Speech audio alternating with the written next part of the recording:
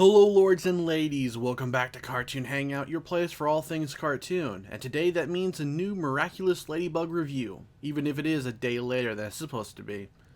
Turns out that episode 4 of the English dub, Time Breaker, actually is the 4th episode of the series, which is a first considering how Nickelodeon has been airing them out of order. Well, not really airing them out of order, just in a different order. So it's cool that we're back on track temporarily.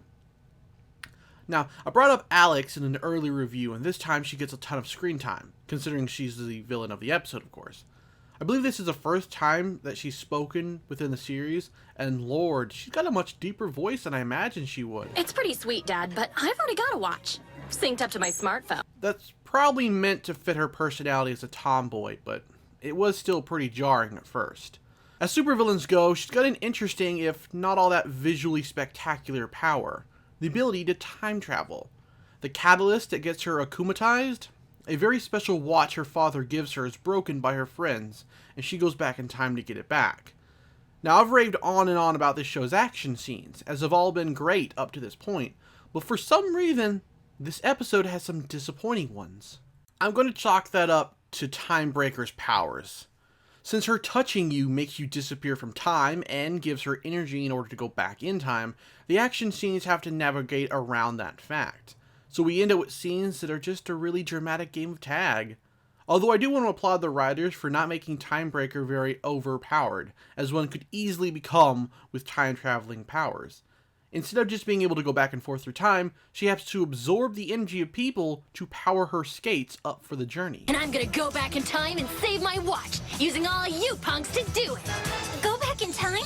What did you do to Ken? Why is he fading? I needed his energy. While we're on the negatives, a few of the animations in this episode are somewhat bad or out of place.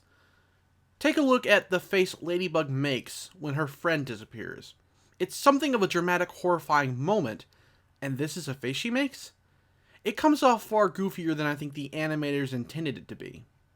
Other than the boring action scenes and the weird facial expressions in this episode, I'd say it's still a decent enough episode. It's obviously the weakest overall, but it's not so horrible that I'd give it a low rating, if I even gave ratings, which I do not. With the negatives out of the way, let's talk about what I enjoyed. Obviously, time travel will always be a very confusing subject to use in fiction, but this episode pretty much sidesteps most of it. The characters simply went back in time, and that's it. No talk of paradoxes or anything of the sort. We even get the moment I was looking forward to the most in this episode. Unstoppable on the ground. So, what if they're not on the ground? Two ladybugs? I'm in heaven. Oh, Cat Noir, never change.